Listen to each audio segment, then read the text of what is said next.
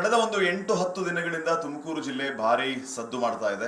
ಅದು ಹಲವು ವಿಚಾರಗಳಿಗೆ, ಜೊತೆಗೆ ರಾಜಕೀಯ ಬದಲಾವಣೆಗಳು ಬೆಳವಣಿಗೆಗಳು ಕೂಡ ಈ ಜಿಲ್ಲೆಯಿಂದ ಸಾಕಷ್ಟು ಪ್ರಮಾಣದಲ್ಲಿ ಆಗ್ತಾ ಇದೆ. ಈ ಎಲ್ಲ ವಿಚಾರಗಳಿಗೆ ಸಂಬಂಧಪಟ್ಟಂತೆ ನಮ್ಮ ಜೊತೆಗೆ ಮಾತಾಡೋದಕ್ಕೆ ಶಾಸಕರು, ಮಾಜಿ ಸಚಿವರು ಆಗಿರುವಂತಹ ಗುಬ್ಬಿ ವಾಸಣ್ಣ ಅಂತಾನೆ ಫೇಮಸ್, ತುಮಕೂರಿನಲ್ಲಿ ಅಜಯ ನಾಯಕರು ಅಂತಾನೂ ಕೂಡ ಅವರು ಫೇಮಸ್ಸು. ಅವರನ್ನ ನಾನು ಈ ಎಲ್ಲ ವಿಚಾರಗಳ ಬಗ್ಗೆ ಮಾತಾಡಿಸ್ತಾ ಹೋಗ್ತೇನೆ. ನಮಸ್ಕಾರ ವಾಸಣ್ಣ ಅವರೇ. ನಮಸ್ಕಾರ. ನಾಳೆ ಯುಗಾದಿ ಹಬ್ಬ, ಯುಗಾದಿ ಶುಭಾಶಯ ನಿಮಗೆ. ನಿಮಗೂ ಕೂಡ ಯುಗಾದಿ ಹಬ್ಬದ ಶುಭಾಶಯಗಳು, ಮತ್ತು ನಾಡಿನ ಸಮಸ್ತ ನಾಗರಿಕರಿಗೂ ಕೂಡ ಯುಗಾದಿ ಹಬ್ಬದ ಆರ್ಥಿಕ ಶುಭಾಶಯಗಳನ್ನು ಅಡ್ವಾನ್ಸ್ ಆಗಿ ಹೇಳಲಿಕ್ಕೆ ಜಿಲ್ಲೆಯ ಮತ್ತು ತಾಲೂಕಿನ ಎಲ್ಲ ಬಂಧುಗಳಿಗೂ ಕೂಡ ಯುಗಾದಿ ಹಬ್ಬದ ಶುಭಾಶಯ. ಸರ್, ತುಮಕೂರು ಜಿಲ್ಲೆ ಹಲವು ವಿಚಾರಗಳಿಗೆ ಭಾರಿ ಸದ್ದಾಗ್ತಾ ಇದೆ. ಹನಿ ಟ್ರ್ಯಾಪು, ಮತ್ತೊಂದು ಮಗದೊಂದು ಅಂತ ಹೇಳಿ ನಿಮ್ಮ ಕಾಂಗ್ರೆಸ್ನಲ್ಲೂ ಸಿಕ್ಕಾಪಟ್ಟೆ ಬೆಳವಣಿಗೆ, ಬದಲಾವಣೆ ಏನೇನೋ ಆಗ್ತಾ ಇದೆ. ಹೇಗೆ ನೋಡ್ತಾ ಇದ್ದೀರಿ ಇದನ್ನೆಲ್ಲ ತಾವು? ಸರ್, ನಾವು ಸಮಚಿತ್ತದಿಂದ ಇದ್ದೀವಿ. ಏನೇನು ಈ ಬೆಳವಣಿಗೆಗಳು ಆಗ್ತಾ ಇದ್ದಾವೆ, ಇವೇನೇನು ನಡೀತಾ ಇದ್ದಾವೆ, ಇವೇನು ಕೂಡ ಪಕ್ಷಕ್ಕೆ ಯಾವುದೇ ರೀತಿಯಾಗಿರ್ತಕ್ಕಂಥ ಮತ್ತು ಸರ್ಕಾರಕ್ಕೆ ಯಾವುದೇ ರೀತಿಯಾಗಿರ್ತಕ್ಕಂಥ ಇದರಿಂದ ತೊಂದರೆ ಆಗಲ್ಲ. ಇದು ಕೆಲವರು ಸುಮ್ಮನೆ ಅವರ ಬಾಯಿ ಚಟಕ್ಕೋಸ್ಕರ ಮಾಡ್ಕೊತಕ್ಕಂಥ ಕೆಲಸಗಳಿಗೂ ಅಷ್ಟೇ. ಇದರಿಂದ ಪಕ್ಷಕ್ಕೆ ಮತ್ತು ಸರ್ಕಾರಕ್ಕೆ ಯಾವುದೇ ರೀತಿಯಾಗಿರ್ತಕ್ಕಂಥ ತೊಂದರೆ ಆಗಲ್ಲ. ಸಿದ್ದರಾಮಯ್ಯವರು ಮುಂದುವರಿತಾರೆ. ಸರ್, ಕೆಲವು ನೇರ ಪ್ರಶ್ನೆಗಳನ್ನು ಕೇಳ್ತೀನಿ. ರಾಜಣ್ಣ ಅವರು ಹನಿ ಟ್ರ್ಯಾಪ್ನ ವಿಚಾರವನ್ನು ಪ್ರಸ್ತಾಪ ಮಾಡಿದರು. ರಿಪಬ್ಲಿಕನ್ನ ಜೊತೆಗೆ ಅವ್ರ ಮಗ ರಾಜೇಂದ್ರ ಮಾತಾಡುವಂಥ ಸಂದರ್ಭದಲ್ಲಿ ಹೇಳ್ತಾರೆ, ಮುಖ್ಯಮಂತ್ರಿಗಳು ಇದನ್ನು ಸದನದಲ್ಲಿ ಮಾತಾಡುವಂತ ಹೇಳಿದಾಗಲೇ ನಾವು ವಿಚಾರವನ್ನು ಪ್ರಸ್ತಾಪ ಮಾಡಿದ್ದು ಅಂತ. ಮುಖ್ಯಮಂತ್ರಿಗಳು, ಹೋಮ್ ಮಿನಿಸ್ಟರ್ ಅವರ ಸಮ್ಮುಖದಲ್ಲಿ ಹನಿ ಟ್ರ್ಯಾಪ್ ವಿಚಾರವನ್ನು ಮಾತಾಡಿದವರು ಕಂಪ್ಲೇಂಟ್ ಬೇರೆ ರೀತಿಯಲ್ಲಿ ಕೊಡ್ತಾರೆ. ಅಟೆಂಪ್ಟ್ ಟು ಮರ್ಡರ್, ಕೊಲೆಗೆ ಯತ್ನಿಸಿದ್ರು ಅಂತ ಹೇಳಿ. ಸೊ ಇದ್ಯಾಕೆ ಈ ರೀತಿ ಬದಲಾವಣೆ? ಏನಾದರೂ ಒತ್ತಡ ಬಂತ, ಹೇಗೆ ಅಂತ? ಸರ್, ಅದ್ರ ಬಗ್ಗೆ ನನಗೇನು ಗೊತ್ತಿಲ್ಲ ಸರ್. ಗೊತ್ತಿಲ್ಲದ ವಿಚಾರ ನಾನು ಪ್ರಸ್ತಾಪ ಮಾಡಲಿಕ್ಕೆ ಹೋಗಲ್ಲ. ಆದರೆ ಮುಖ್ಯಮಂತ್ರಿಗಳೇ ಹೇಳಿದ್ದಾರೆ ಅಂತಕ್ಕಂಥದ್ದನ್ನ ನಾನು ಊಹೆ ಮಾಡಲಿಕ್ಕೆ ಸಾಧ್ಯ ಇಲ್ಲ. ಅವರು ಆ ಥರ ಹೇಳಿರಲ್ಲ ಅಂತ ನಾನು ಭಾವಿಸ್ತೀನಿ ಅಷ್ಟೇ. ಆದರೆ ಈ ನಾಗರಿಕರು ನೋಡ್ತಾ ಇದ್ದಾರೆ. ನಮ್ಮ ರಾಜ್ಯದ ಜನ ಅಷ್ಟೊಂದು ಮೂರ್ಖರೇನಲ್ಲ, ಅವರೆಲ್ಲ ಅಬ್ಸರ್ವ್ ಮಾಡ್ತಾ ಇದ್ದಾರೆ.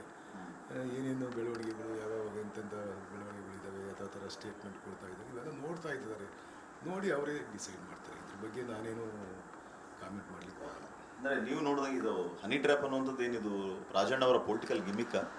ಗೊತ್ತಿಲ್ಲ ಸರ್, ಅದು ಅವ್ರನ್ನೇ ಕೇಳಬೇಕು. ಅವ್ರು ಸ್ಟೇಟ್ಮೆಂಟ್ ಕೊಟ್ಟಿರೋದು, ತಿರ್ಗಾ ನಾನೊಂದು ಹೇಳೋದು, ಅವರೊಂದು ಹೇಳೋದು, ಅವೆಲ್ಲ ಗೊಂದಲಕ್ಕೆ ಕಾರಣ. ಈಗಾಗಲೇ ಆಲ್ರೆಡಿ ನಮ್ಮ ಜಿಲ್ಲೆಯಲ್ಲಿ ನಾನೇ ಕಳೆದ ಒಂದು 3-4 ಡೇಸ್ ಬ್ಯಾಕ್ ಎಲ್ಲ ಮಾಧ್ಯಮದ ಮುಖೇನ ಹೇಳಿದ್ದೀನಿ.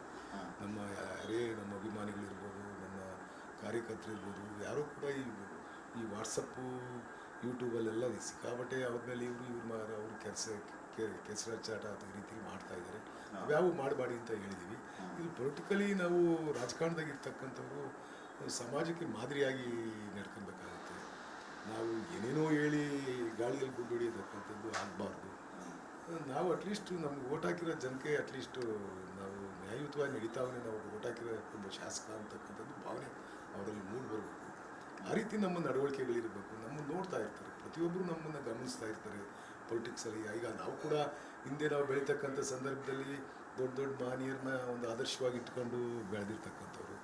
ನಾವು ಕೂಡ ಅದೇ ರೀತಿ ಅಟ್ಲೀಸ್ಟ್ ಆ ಮಟ್ಟಕ್ಕೆ ಹೋಗಿದ್ರು ನನಗೆ ಓಟ್ ಹಾಕಿರೋ ಜನರ ಸ್ವಾಭಿಮಾನಕ್ಕೆ ಧಕ್ಕೆ ತರದ ರೀತಿಯಲ್ಲಿ ನಾವು ನಡ್ಕೊಬೇಕಾಗುತ್ತೆ. ರಾಜಕಾರಣದಾಗ ಇರ್ತಕ್ಕಂಥವ್ರು ಇವತ್ತು ರಾಜಕಾರಣದಾಗ ಇರ್ತೀವಿ, ನಾಳೆ ಇರಲ್ಲ. ಇವತ್ತು ನನಗೆ ಅಧಿಕಾರ ಇರುತ್ತೆ, ನಾಳೆ ಇನ್ನೊಬ್ಬಂಗೆ ಅಧಿಕಾರ ಇರುತ್ತೆ. ಅಧಿಕಾರ ಯಾರಿಗಾನ ಇರಲಿ, ಅದು ಮುಖ್ಯ ಅಲ್ಲ. ಅದು ನಮ್ಮ ನಡವಳಿಕೆಗಳು ಮುಖ್ಯವಾಗಿರಬೇಕು. ಗಾಡಿಯಲ್ಲಿ ಗುಂಡು ಹೊಡೆಯುವಂಥ ಕೆಲಸ ಆಗ್ತಾ ಇದೆಯಾ ಇವರಿಂದ? ಗೊತ್ತಿಲ್ಲ. ಅದನ್ನು ಮುಂದೆ ಈಗ ಎಂಕ್ವೈರಿ ಕೊಟ್ಟಿದ್ದಾರೆ, ಎಂಕ್ವೈರಿ ಆಗುತ್ತೆ.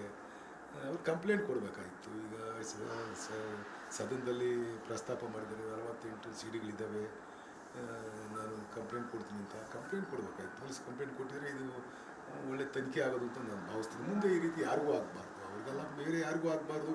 ಯಾರಿಗೂ ಆಗ್ತಾ ಇರೋದಕ್ಕಂಥದ್ದು ತಡೆಯೋದಕ್ಕೆ ಇವ್ರಿಗೊಂದು ಅವಕಾಶ ಇತ್ತು. ಕಂಪ್ಲೇಂಟ್ ಕೊಟ್ಟಿದ್ರೆ ಬೇರೆ ಮೇಲೆ ಈ ರೀತಿ ಆಗದೇ ರೀತಿಯಲ್ಲಿ ಯಾರು ಇದರಲ್ಲಿದ್ದಾರೆ ಅದನ್ನೆಲ್ಲ ತಡಿಲಿಕ್ಕೆ, ಮತ್ತು ಒಂದು ಎಂಕ್ವೈರಿ ಆಗಿದರೆ ಯಾರು ತಪ್ಪಿತಸ್ಥರವರು ಅವ್ರನ್ನ ಕ್ರಮ ಆಗೋಕ್ಕೆ ಅಟ್ಲೀಸ್ಟ್ ಸಾರ್ವಜನಿಕರಿಗೆ ಗೊತ್ತಾಗೋದು ಯಾರು ಕೆಲಸ ಮಾಡ್ತಾ ಇದ್ದಾರೆ, ಅವರಿಗೆ ತಕ್ಕ ಶಿಕ್ಷೆ ಆಯಿತು. ಮುಂದೆ ಈ ರೀತಿ ಮಾಡಬಾರ್ದು ಅನ್ನೋದು ಮಾಡೋರ್ಗೂ ಕೂಡ ಇದೊಂದು ಪಾಠ ಆಗೋದು. ಒಂದು ಕಂಪ್ಲೇಂಟ್ ಕೊಡಬೇಕಾಗಿತ್ತು. ಅವರು ಮನವಿ ಕೊಟ್ಟಿರೋದ್ರಿಂದ ಯಾವ ರೀತಿ ಸ್ಪೀಕರ್ಸ್ ಏನೇನು ಎಂಕ್ವೈರಿ ಮಾಡ್ತಾರೆ ಗೊತ್ತಾಗೋದು. ಈಗ ಈ ರೀತಿ ಒಂದು ಹನಿ ಟ್ರ್ಯಾಪ್ ವಿಚಾರ ಆದಮೇಲೆ ಯಾವಾಗ ಇವರು ರಾಜಣ್ಣ ಅವರದನ್ನು ಸದನದಲ್ಲಿ ಪ್ರಸ್ತಾಪ ಮಾಡಿದರು, ಮುನಿರತ್ನ ಅವರು ನೇರವಾಗಿ DK ಶಿವಕುಮಾರ್ ಅವ್ರ ಮೇಲೆ ಆರೋಪ ಮಾಡ್ತಾರೆ ಆಚೆ ಬಂದು. ಸೊ DK ಶಿವಕುಮಾರ್ ಇದ್ರ ಹಿಂದೆ ಇದ್ದಾರೆ, ಹಾಗೆ ಹೀಗೆ ಅನ್ನುವಂಥ ಟಾಕ್ ಸಿಕ್ಕಾಪಟ್ಟೆ ಓಡಾಡ್ತು. ಇವನ್ DK ಶಿವಕುಮಾರ್ ಅವರು ಈ ಬಗ್ಗೆ ಮಾತಾಡಿದ್ರು, ದಟ್ ಈಸ್ ಸೆಕೆಂಡ್ರಿ. ಬಟ್ ಈ ವಿಚಾರಗಳನ್ನು ತಾವು ಹೇಗೆ ಗಮನಿಸ್ತೀರಿ ಅಂತ? ಸರ್, ಮುನಿರತ್ನ ಅವರು ಅವರ ನಡವಳಿಕೆಗಳೇನು, ಅವರ ಕಾನ್ಸ್ಟಿಟ್ಯೂನ್ಸಿಗಳಿಗೆ ಯಾವ ರೀತಿ ನಡ್ಕೊಂಡಿದ್ದಾರೆ ಅವೆಲ್ಲವೂ ಕೂಡ ಮೀಡಿಯಾದಲ್ಲಿ ನೀವೇ ಎಲ್ಲ ತೋರಿಸಿದ್ದೀರ. ಅದು ಸತ್ಯ ಇಲ್ದಲೇ ಆ ರೀತಿ ಎಲ್ಲ ಹೇಳಲಿಕ್ಕೆ ಸಾಧ್ಯ ಇಲ್ಲ. ಮುನಿರತ್ನ ತಲೆಕೆಟ್ಟು ಜೈಲಲ್ಲೆಲ್ಲ ಇದ್ದು ಬಂದ್ರಲ್ಲ, ತಲೆಕೆಟ್ಟು ಶಿವಕುಮಾರ್ ಮೇಲೆ ಹೇಳ್ತಾ ಇದ್ದಾರೆ. ಅವ್ರಿಗೆ ಈಗ ಈ ರಾಜ್ಯದಲ್ಲಿ ಯಾರೇ ಏನು ಮಾಡಿದ್ರು ಶಿವಕುಮಾರ್ ಡಿ ಕೆ ಶಿವಕುಮಾರ್ ಅಂತ ಭಾವನೆಯಲ್ಲಿ ಹುಟ್ಟಾಗ್ತಕ್ಕಂಥದ್ದು ಆಗ್ತಾ ಇದೆ. ಅದರಿಂದ ಶಿವಕುಮಾರ್ ಅವರೇನು ಇದರಿಂದ ಏನು ವಿಚಲಿತರಾಗಲ್ಲ. ಅವರು ಗಟ್ಟಿ ಮನುಷ್ಯ.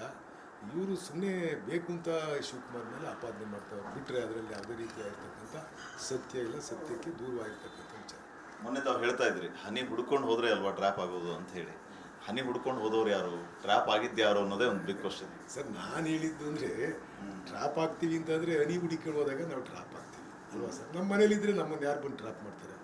ಆಯಿತು, ಹೆಣ್ಮಕ್ಳನ್ನ ಪೂಜ್ಯ ಭಾನುಭಾವದಿಂದ ನೋಡಿದರೆ ಯಾರು ನಮ್ಮ ಹತ್ರ ಬರ್ತಾರೆ ಅಲ್ವಾ. ನಾವು ಅದಕ್ಕೆ ಅಟೆಂಪ್ಟ್ ಮಾಡಿದಾಗ ಆಟೋಮೆಟಿಕಲಿ ನಮ್ಮನ್ನು ಟ್ರಾಪ್ ಮಾಡೋದು ಇದ್ದೇ ಇರ್ತಾರೆ. ಅದರಿಂದ ಕೇವಲ ಒಬ್ಬೊಬ್ಬರು ಒಂದು ಕಡೆಯಿಂದ ಈ ಒಂದು ಹನಿ ಟ್ರಾಪ್ ಆಗಲ್ಲ. ಎಲ್ಲರೂ ಸೇರಿದಾಗ ಹನಿ ಟ್ರಾಪ್ ಆಗ್ತದೆ. ನಮ್ಗೆ ಆಚಾರ ಸರಿ ಇದ್ದಾಗ ಸಿಗಾಕಂತಾರೆ, ಕೆಲವರು ಹಂಗೆ ಬಚಾವಾಗಿರ್ತಾರೆ. ಇವೆಲ್ಲ ನಾನು ಪ್ರಸ್ತಾಪ ಮಾಡಿದ್ದೆ. ಯಾಕೆಂದರೆ ಈಗ ನೀವು ಸುಮಾರು ಜನ ಕೋರ್ಟಲ್ಲಿ ಯಾವುದೂ ಕ್ಯಾಸೆಟ್ ಬಿಡುಗಡೆ ಮಾಡಬಾರ್ದು, CD ಬಿಡುಗಡೆ ಮಾಡಬಾರ್ದು ಅಂತ ಸ್ಟೇ ಆಗ್ತಾ ಇರ್ತಕ್ಕಂಥದ್ದು ಏನು ಪ್ರಮೇಯ ಉದ್ಭವ ಆಗಿರ್ತಕ್ಕಂಥದ್ದು ಏನು? ನನ್ನಲ್ಲೇನೋ ತಪ್ಪಿರೋದ್ರಿಂದ ತಾನೇ ನನಗೆ ಕೋರ್ಟ್ ಸ್ಟೇ ತರೋದು. ನಂದೇನು ಇಲ್ಲ ಅಂತಂದ್ರೆ ನಾನೇ ಕೊಡ್ಬೋದು ಅಲ್ವಾ. ಇದೆಲ್ಲ ನೋಡಿದಾಗ ಸಾರ್ವಜನಿಕರಿಗೆ ನಾವು ಏನು ಸಂದೇಶ ಕಳಿಸ್ತೀವಿ, ನಮ್ಮ ಬಗ್ಗೆ ಎಷ್ಟು ಕೆಟ್ಟ ಭಾವನೆ. ಈಗಾಗಲೇ ಆಲ್ರೆಡಿ ನಮ್ಮನ್ನೊಂಥರ ಜೋಕರ್ಗಳು ಮಾಡ್ಕೊಂಡವ್ರು ಜನ. ನಮಗೆ ಯಾವ ರೀತಿಯಾಗಿರ್ತಕ್ಕಂಥ ಗೌರವ, ನಾನು ಹಿಂದೆ ಈಗ 25 ವರ್ಷದ ಜನದ ಹತ್ರ ಹೋದಂಥ ಸಂದರ್ಭದಲ್ಲಿ ಜನರು ಎಷ್ಟು ಯಾವ ರೀತಿ ಸ್ಪಂದಿಸ್ತಿದ್ರು, ಈಗ ಹಂಗೆ ಜನರ ಭಾವನೆಗಳಿದ್ದಾವೆ. ಅವೆಲ್ಲವೂ ಕೂಡ ನಾವು ಅರ್ಥ ಮಾಡ್ಕೊಬೇಕಾಗುತ್ತೆ. ಈ ಸಾರ್ವಜನಿಕ ರಂಗದಲ್ಲಿ ಇರ್ತಕ್ಕಂಥವ್ರು ಅವೆಲ್ಲ ಅರ್ಥ ಮಾಡ್ಕೊಂಡೇ ನಡಿಬೇಕಾಗುತ್ತೆ. ಈ ಪಬ್ಲಿಕ್ ಹೇ ಸಬ್ ಜಾನ್ತಿ ಹೇ ಅನ್ನೋಂಥ ಮಾತಿದೆ. ನಾವು ಎಷ್ಟೇ ಪ್ರಾಮಾಣಿಕವಾಗಿ ನಡೆದುಕೊಂಡ್ರು ಇವ್ರ ಅಸಲಿಯತ್ ಏನು ಅನ್ನೋಂಥದ್ದು ಜನರಿಗೆ ಅರ್ಥ ಮಾಡ್ಕೊಳ್ಳೋಕೆ ಕಷ್ಟ ಆಗಲ್ಲ ಅನ್ಸುತ್ತೆ. 100% ಈ ಕಾಲದಲ್ಲಿ ಭಾರಿ ಬುದ್ಧಿವಂತ ಜನ. ನಾನು ಏನಾರ ಒಂದು ಸ್ಟೇಟ್ಮೆಂಟ್ ಕೊಟ್ಟರೆ ಇವನು ಇದಕ್ಕೆ ಕೊಡ್ತಾವನಿ ಅಂತ ಹೇಳ್ಬಿಟ್ಟು ಅವ್ರು ಇಮ್ಯಾಜಿನ್ ಮಾಡ್ಕೊಂಡು ಟೀ ಅಂಗಡಿ ತವ ಪೆಟ್ಟಿಗೆ ಅಂಗಡಿ ತವ ಮಾತಾಡ್ತಿರ್ತಾರೆ. ನೀವು ಅಷ್ಟು ಸುಲಭನಾಗೆ ಜನರ ಹತ್ರ ವ್ಯಾಮರ್ಸೋಕ್ಕಾಗಲ್ಲ. ನಾವು ಏನೇನೋ ಮಾಡ್ತೀವಿ, ಎಲ್ಲ ನಾವು ಹೇಳಿದ್ದೆಲ್ಲ ನಡೀತದೆ, ನಾವು ಹೆಂಗೆ ಬೇಕಾದರೂ ನಡ್ಕೊಬೋದು ಅನ್ನೋ ಭಾವನೆ ಇಟ್ಕೊಂಡು ನಾವೆಲ್ಲ ನಡ್ಕೊಂಡ್ರೆ ಜನ ಅದ್ರ ಬಗ್ಗೆ ತೀರ್ಮಾನ ತಂತಾರೆ. ಜನಕ್ಕೆ ಇದ್ರ ಬಗ್ಗೆ ಈ ವಿತಿನ್ ಸೆಕೆಂಡಲ್ಲಿ ಗೊತ್ತಾಗ್ಬಿಡುತ್ತೆ.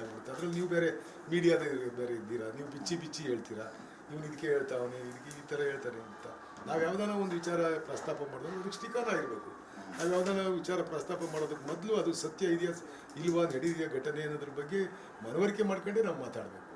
ಸುಮ್ಮನೆ ಮಾತಾಡಿ ಅದರಲ್ಲಿಂದ ಏನೋ ಬೆನಿಫಿಟ್ ತಗೋಬೋದು ನಮ್ಮ ದೃಷ್ಟಿ ಇಟ್ಕೊಂಡು ಮಾತನಾಡಿದರೆ ಇದು ತಪ್ಪು. ಜನರು ಬುದ್ಧಿವಂತರಿದ್ದಾರೆ. ಸರಿ, ಹನಿ ಟ್ರ್ಯಾಪ್ ಬಾಂಬ್ ಸಿಡಿಸಿದ ಮೇಲೆ ಕಾಂಗ್ರೆಸ್ನಲ್ಲಿ ಆಂತರಿಕವಾಗಿ ಏನೆಲ್ಲ ಚರ್ಚೆಗಳಾಯಿತು, ತಮ್ಮ ಗಮನಕ್ಕೆ ಏನಾದ್ರು ಇದೆಯಾ? ಸರ್, ನಮ್ಮ ಕಾಂಗ್ರೆಸ್ನಲ್ಲಿ ಏನೂ ಚರ್ಚೆ ಆಗಿಲ್ಲ. ಏನೂ ಚರ್ಚೆ, ಕೆಲವ್ರ ಬಗ್ಗೆ ಪಕ್ಷದಲ್ಲಿ ಯಾವುದೇ ರೀತಿಯಾಗಿರ್ತಕ್ಕಂಥ ಚರ್ಚೆ ಮಾಡ್ತಕ್ಕಂಥ ನೆಸಿಟಿನೂ ಇಲ್ಲಿ ಇರಲ್ಲ. ಕೆಲವರು ಬಾಯ್ಚಟ್ಟಕ್ಕೆ ಮಾತಾಡ್ತಾಳೆ ಇರ್ತಾರೆ. ಇದನ್ನೆಲ್ಲ ಏನು ಮಾಡೋಕ್ಕಾಗುತ್ತೆ? ಮಾತಾಡ್ಕೊಂಡು ಹೋಗ್ತಿರ್ತಾರೆ ಅಷ್ಟೇ. ರಾಜೇಂದ್ರ ಅವರ ಸಂದರ್ಶನ ನಾನು ಮಾಡಿದೆ. ಅವಾಗ ಹೇಳಿದ್ರು ವಿಡಿಯೋ ಕಾಲ್ ಮಾಡ್ತಾ ಇದ್ರು ಹನಿ ಟ್ರ್ಯಾಪ್ ಮಾಡೋಕ್ಕೆ. ಕೆಲವು ನಂಬರ್ಗಳನ್ನು ನಾನು ನೋಟ್ ಮಾಡ್ಕೊಂಡಿದ್ದೀನಿ. IGP ಅವ್ರಿಗೆ ಕಂಪ್ಲೇಂಟ್ ಕೊಡುವಾಗ ಆ ನಂಬರ್ಗಳನ್ನು ಕೊಡ್ತೀನಿ ಅಂತ. ಈಗ ನೋಡಿದರೆ ಕಂಪ್ಲೀಟ್ಲಿ ಸೀನೇ ಚೇಂಜು. ನನ್ನ ಮೇಲೆ ಕೊಲೆಗೆ ಪ್ರಯತ್ನ ಆಗಿತ್ತು, 5 ಲಕ್ಷ ಅಡ್ವಾನ್ಸ್ ಕೊಟ್ಟಿದ್ದಾರೆ ಕೊಲೆಗೆ ಅಂತೆಲ್ಲ ಹೇಳ್ತಿದ್ದಾರೆ. ಅದ್ರ ಬಗ್ಗೆ ನೀವೇ ವಿಮರ್ಶೆ ಮಾಡಬೇಕು, ನಾನೇನು ಹೇಳೋಕ್ಕಾಗುತ್ತೆ. FIR ಅಲ್ಲೂ ಆಗಿದೆ. ನಾನು ನೋಡಿದಂಥ ಸಂದರ್ಭದಲ್ಲಿ, TV ಮತ್ತು ಮಾಧ್ಯಮದಲ್ಲಿ ನೋಡಿದಂಥ ಸಂದರ್ಭದಲ್ಲಿ ನನಗೂ ಆಗಿತ್ತು, ನಮ್ಮ ತಂದೆಯವ್ರಿಗೂ ಆಗಿತ್ತು ಅಂತಕ್ಕಂಥ ವಿಚಾರ ಪ್ರಸ್ತಾಪ ಮಾಡಿದರು. ಈಗ ನನ್ನ ಮೇಲೆ ಹನಿ ಟ್ರಾಪ್ ಆಗಿಲ್ಲ, ನಮ್ಮ ತಂದೆ ಹತ್ರ ಹನಿ ಟ್ರಾಪ್ ಆಗಿದೆ, ನನಗೆ ಥ್ರೆಟ್ ಕೊಲೆ ಬೆದರಿಕೆ ಇದೆ ಅಂತಕ್ಕಂಥದ್ದು ಪ್ರಸ್ತಾಪ ಮಾಡಿದ್ದಾರೆ. ಏನೋ ಗೊತ್ತಿಲ್ಲ, ಅವ್ರನ್ನೇ ಕೇಳಬೇಕು. ಸರ್, ಏನು ರಾಜಕಾರಣ ಅಂದರೆ ಏನು ಉದ್ದೇಶ ಈ ರಾಜಣ್ಣ ಮತ್ತು ರಾಜೇಂದ್ರ ಅವ್ರದ್ದು?